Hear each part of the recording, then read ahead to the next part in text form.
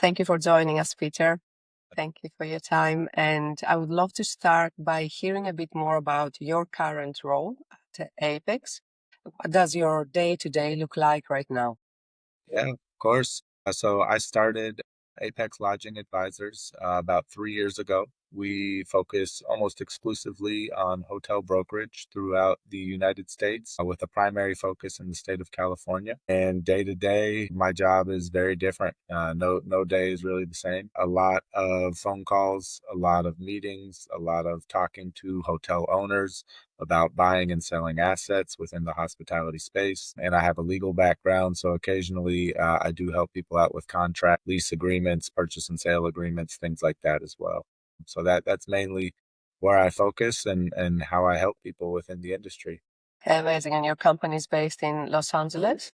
Los Angeles, we have an office in Sacramento as well. And at this point, we're about 7 agents, including myself. Amazing. And what's your personal North Star over the next 6 to 12 months? Are there specific trends, client types, or opportunities you're excited to lean into? I think right now it's a lot of looking for that buyer who is not afraid to purchase. And what we're seeing right now is a bit of a down market across the board. I think the luxury space is the exception to that rule, with a lot of very strong RevPAR kind of numbers coming out of the luxury space, but looking for those buyers who are willing to take a chance in an otherwise, maybe challenged transactional market. And yes, of course, it's a current situation. I think it has influenced the US and then also Europe, or with everybody that we have spoken. And luxury keeps the standards are there, Of course. but there is a little bit of sense of uncertainty, which Mhm. everybody is experiencing. We're positive. We're always positive. From a buyer's lens, what makes a boutique or luxury hotel truly valuable beyond the surface level aesthetics? Like, what signs do you look for in operations, branding, or positioning? Well, I think first and foremost, it has to be the location of the hotel. It has to be somewhere that people want to go to. And then within that space, especially in the luxury space, it's the amenities. It's what are the special touches that that hotel is going to be able to offer that are not only unique to that hotel, but unique to the traveler. And especially in this day and age, I think people really want to feel like they are seen and accounted for, and not just checking into a hotel as a name or a number, but that they are checking into an experience that they're getting only from that specific property. And so I think what luxury does really well is make sure that they cater to those guests and almost anticipate those guests' needs before they arise. Whereas other levels of hotels just really don't touch that mark. So I think that's something really special that the luxury sector can do. Of course. And what do you think? How is the growing reliance on third-party booking platforms impacting a property's real or perceived market value? Well, I think the third party marketing platforms and booking platforms take a lot of the top line. From what I've heard from a lot of my clients is it can be upwards of 20% for each booking. And so I think that really impacts the bottom line for hotels a lot. When you're giving away 20 cents on your dollar, it makes it harder to place that money elsewhere in the hotels. So while I understand why the third parties do that, we all need to make a profit. I wish it was a little less of a taking from the top line for the reservation to actually let the hotel then reinvest some of that money into the experience for the guest. And that's why we're then what most of the hoteliers now they are aiming to do is like to have direct bookings so they keep the money in Exactly. the company and just you own also the relationship with the client because and then you can do the whole marketing, then you cultivate that relationship and you build on that, and Right. that's the smartest way. So Yeah. what do you think? What's the mindset difference between hotel owners who build with an exit strategy versus those driven by passion? And where do you see the sweet spot for long-term value? Well, I think the quality in the hotel is a little different.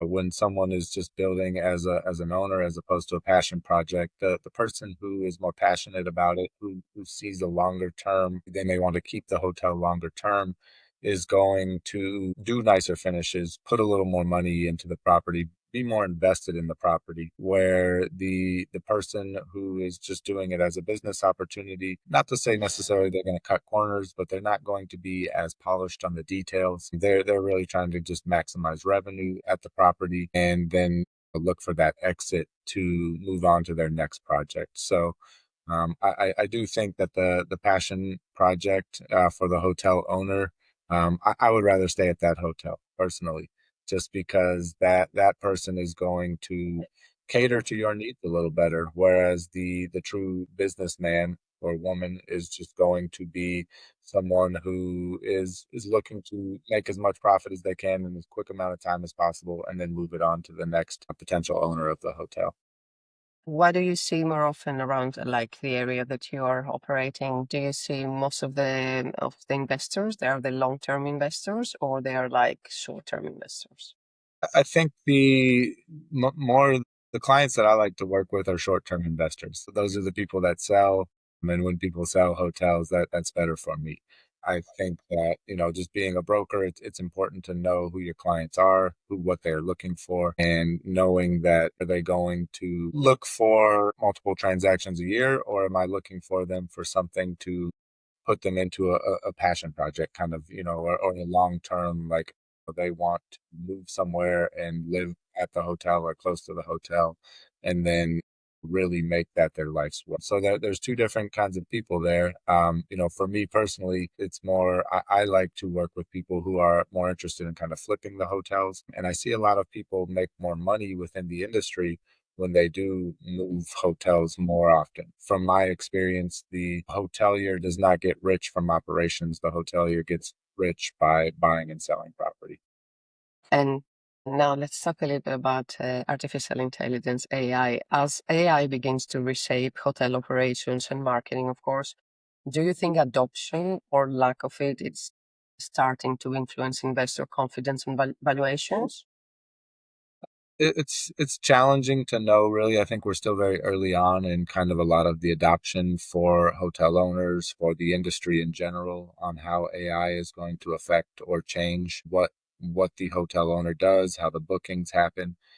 But I do see incredible value in the idea that AI can take a lot of, you know, remedial tasks off of the hotel owner's plate. You can use it to have incredible follow up with your customers. You can use it to continue to make touches in places where traditionally you're just missing that or letting it fall through the cracks. And so I think that by utilizing AI, you can definitely streamline your revenue a little better. You can probably have stronger revenue, which then leads to better hotel operations.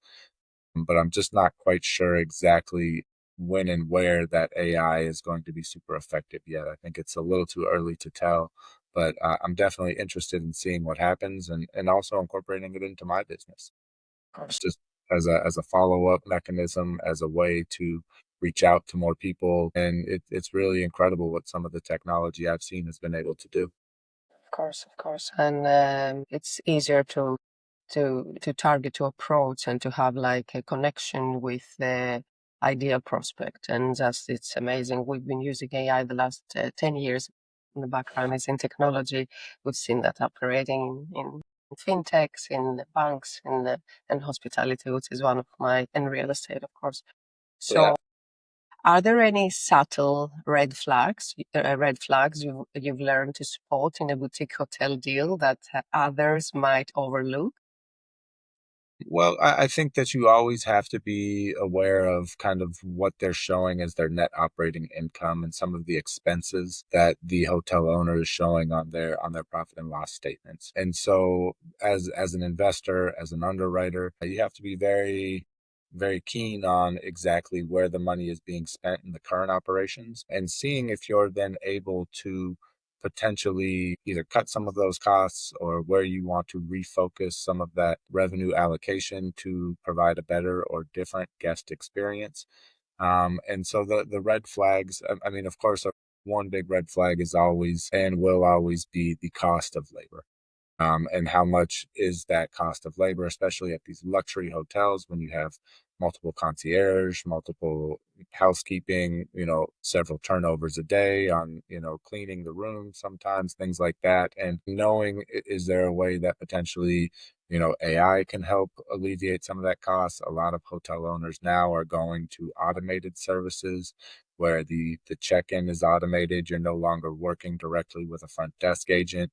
It's, a lot of the things that can be done on your phone now, as far as checking in, as far as room service and things like that, where potentially those jobs before were handled by a person, now they're automated or handled by a robot or artificial intelligence of some sort. And I think you'll see some real cost savings coming up with the advent of that technology.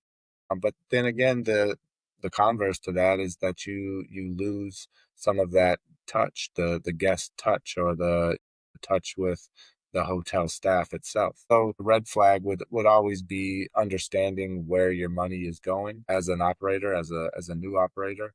But you have to know those things going in, and underwrite to what your needs are going to be, and not necessarily how the hotel is currently being operated. Of course, and it's that fine balance we're speaking with all the luxury hotel owners that we've connected with. It's about that fine balance between human to human interaction and human to technology, human to computer interaction, which is taking away that hospitality feeling because it's an industry human to human. So it's understanding where we can apply technology, when we can just use in the best way technology to help our staff and support our staff and operations and managing, but the customer to us, to the hotel owners, it's I think still that's spot on. it's an emotional journey, yeah? Like, do you believe that emotional storytelling and guest connection still matters from the investor's point of view, or it is all about the numbers when they make an Well, investment?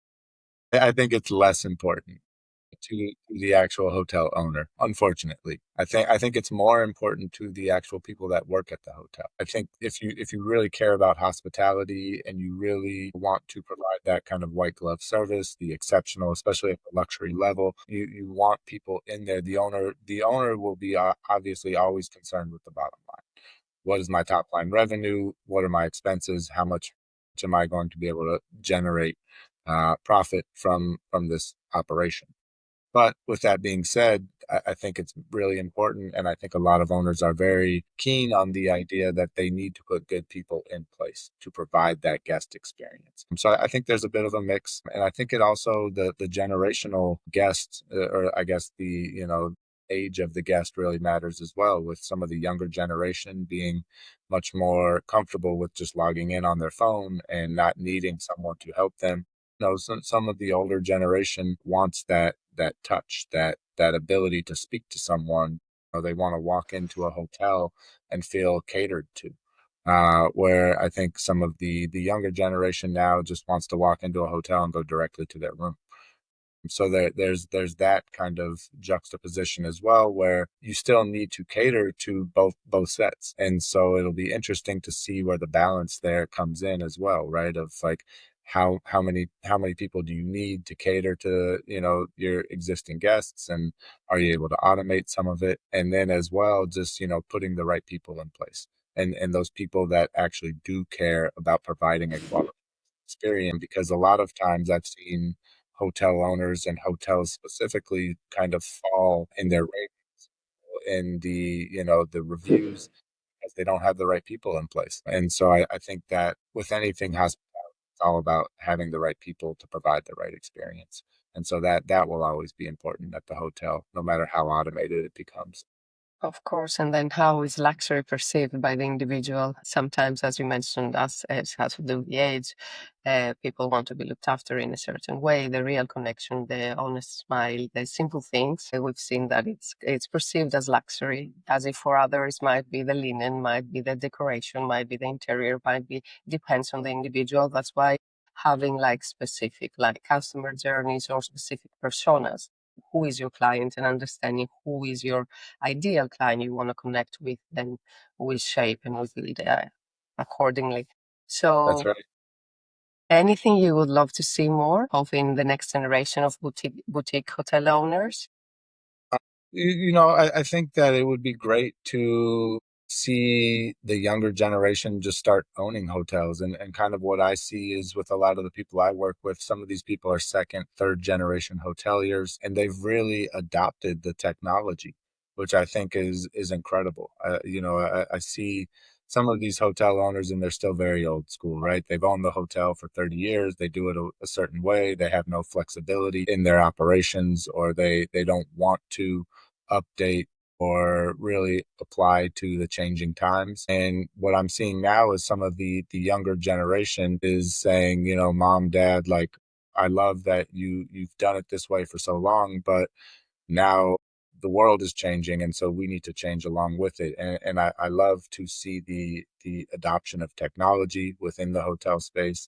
I love to see uh, some of these younger hoteliers just really understand that they can leverage not just AI, but just really good processes and services around technology to update their hotel, to get better reviews online, to provide a better guest experience.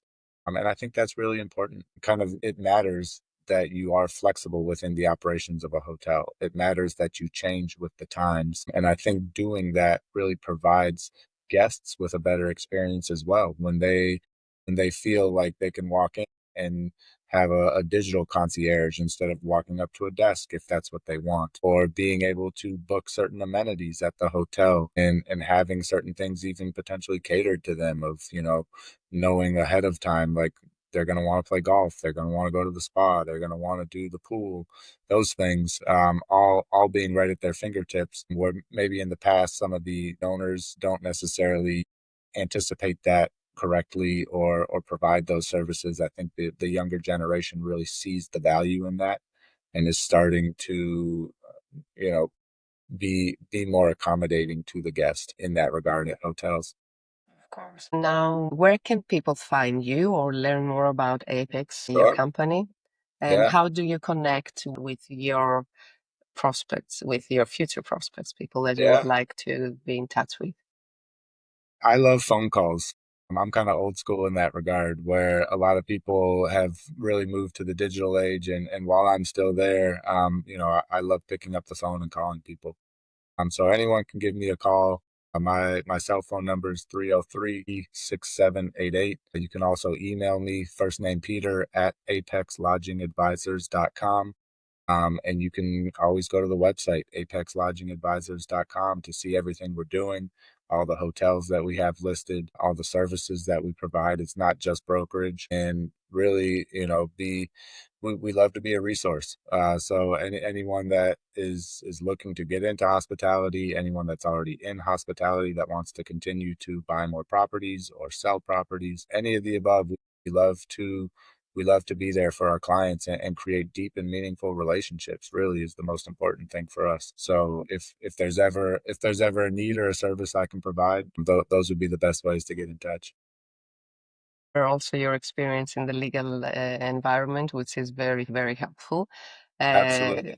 which is it's an extra bonus, I think.